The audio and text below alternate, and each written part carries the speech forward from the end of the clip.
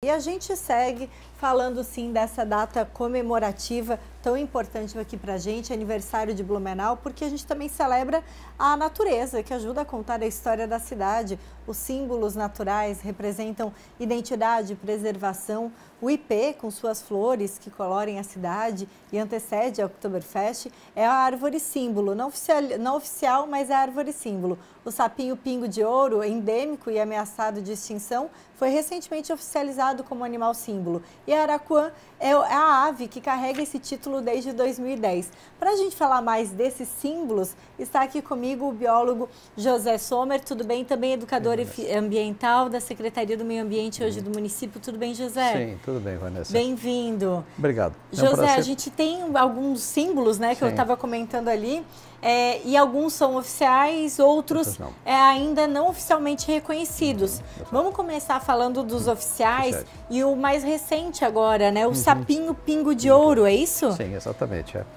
Vanessa, eu gostaria de dizer, primeiramente, que é muito importante que a gente perceba que esses símbolos que não são símbolos materiais ou imateriais, como o Silvio falou na parte anterior, eles também são fortemente considerados aqui na cidade, porque nós temos uma vocação natural muito forte aqui, né? Blumenau é uma cidade cercada por floresta atlântica, uma das que mais tem um percentual maior de unidades de conservação no sul do Brasil também, que protegem a nossa fauna e a nossa flora e os outros organismos também, né? O sapinho-pingo de ouro, né, Brachycephalus boticário, ele é um animal muito curioso porque assim, alcança 2 centímetros de comprimento, muito pequeno, pequeníssimo, né? Esse gênero Brachycephalus, ele já tinha sido identificado em outras partes aqui do sul do Brasil, mas não essa espécie, né? O boticário. E ele foi identificado no Morro do Cachorro, numa área extremamente restrita. Então a gente chama de endemismo extremo, quando um organismo existe numa área muito específica, só aquele lugar. Ou seja, se essa área não for protegida, existe um movimento para que se crie uma unidade de conservação ali também, só que envolve 3 municípios, né? Mas já há um movimento nesse sentido. Se ele desaparece dali, ele desaparece do planeta, né? Simples assim.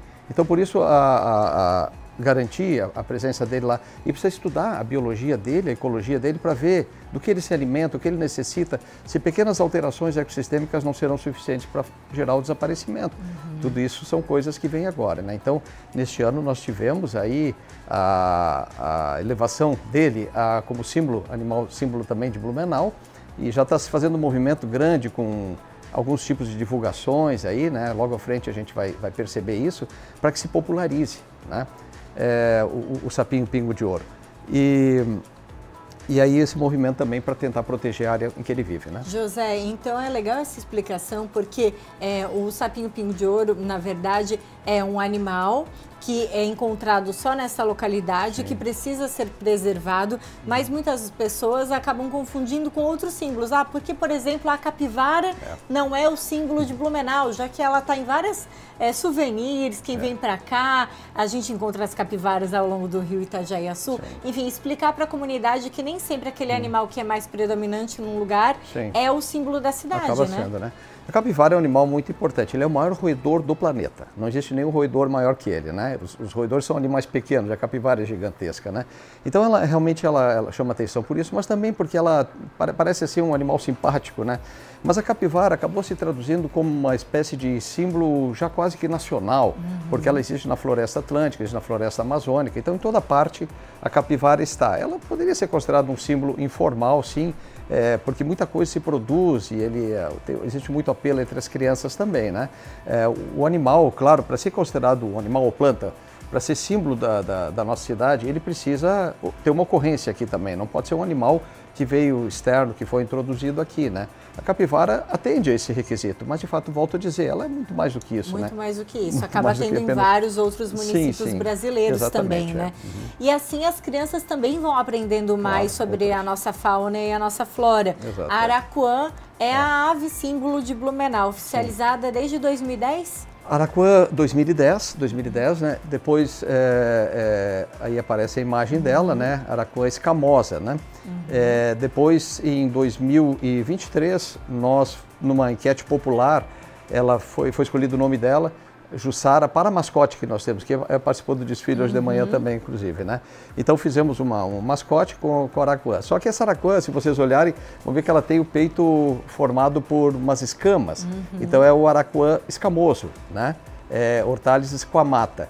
E a lei, Vanessa, ela, por um descuido na época, foi criado com o nome de uma outra araquã que não existe aqui. Nunca esteve aqui. Nessa lei. Exato. E só foi percebido quando se criou o nome da araquã, esse nome simbólico, Jussara, né, que é o fruto do palmiteiro, que né? É o nome do mascote, né? Que o mascote, Blumenau tem. Porque o palmito é uma das plantas, né? Ali atrás até parece um palmiteiro, né? Que ela gosta, né? E lá estava o nome Hortalis gutata, que é uma espécie parente muito próxima que não existe aqui. Aí foi feita essa alteração na lei no ano passado, no né? ano passado 14 foi feito anos depois, né? Ajuste na lei da araquã, que é a nossa ave símbolo, na verdade, né? Que é comum aqui em Blumenau, que gosta do palmito Jussara. Sim, e entre que outras. aqui em Blumenau tem como personagem, tem como símbolo um personagem da araquã que se chama Jussara, inclusive. Agora vamos falar da árvore, porque é uma pena o ipê roxo não ser o nosso símbolo ainda oficial, né? Mas a gente encontra ipê roxo muito aqui em Blumenau e ele é um símbolo não formalizado, digamos assim? Não formalizado. Ele é criado 2 anos apenas depois da araquã, né? 2012, então se cria também a partir de voto popular, né? Num jornal impresso. Aqui se escolhe essa árvore competindo com outras, né? Assim como a araquã também competia. A araquã competia com o bem-te-vi, com o pica-pau benedito, né? Com o gavião pombo grande. Também o ipê teve essa disputa também, ele foi vencedor. Mas nunca se oficializou isso. Acho que isso não é muito difícil, né, Vanessa? Até a gente estava comentando internamente, vamos ver se a gente consegue caminhar, lá no âmbito da Secretaria do Meio Ambiente, né? Oficializar. É uma árvore muito bonita, né? Como outros ipês também, né? Mas ela de fato não tem, e nós estamos falando de 13 anos atrás. De 13 anos. E o ipê também, ele é uma árvore muito presente em Santa Catarina, de modo geral, muito presente em Santa Catarina. Os ipês, de forma geral, eles ocorrem em praticamente todos os biomas brasileiros, né? Não há bioma que não tenha. Os 5 biomas brasileiros têm ipê. Claro que os ipês são de várias espécies diferentes, inclusive até de gêneros diferentes, né? São 2 gêneros que a gente tem, mas essa é uma espécie muito bonita. Pena que algumas teimam e não florir, né? O ipê é engraçado, tem ano que floresce. Costuma florir agora em setembro? Costumou florir agora. Eu acredito que esse ano nós teremos 2 floradas de ipê, porque a primeira começou em agosto já.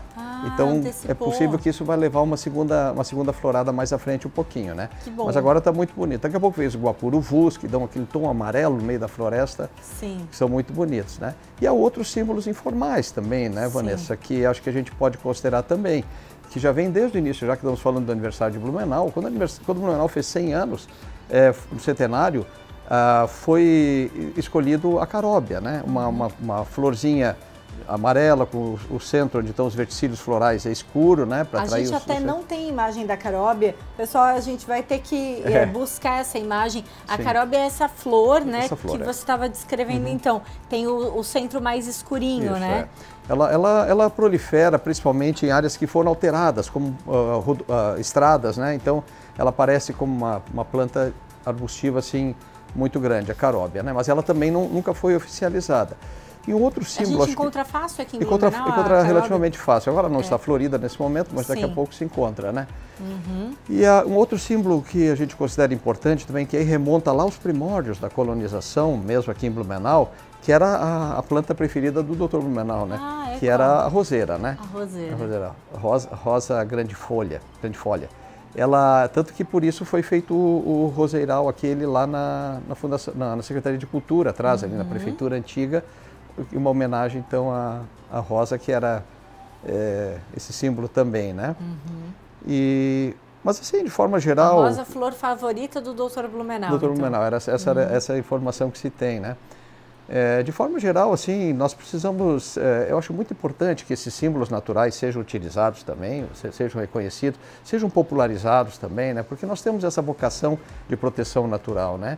Por outro lado, acho que Blumenau precisa criar mecanismos para proteger, porque a gente tem muito animal atropelado, né? Aqui mesmo da Rua das Missões, né? A gente tem bugio eletrocutado, bugio também é uma espécie de símbolo informal de Blumenau, né? Esses tempos uma araquã eletrocutada também. Então, a velocidade, os cuidados todos que a cidade precisa ter para a gente poder conviver harmonicamente com isso. Continuar crescendo, mas respeitando a fauna e a flora, porque esses símbolos fazem parte mesmo, né?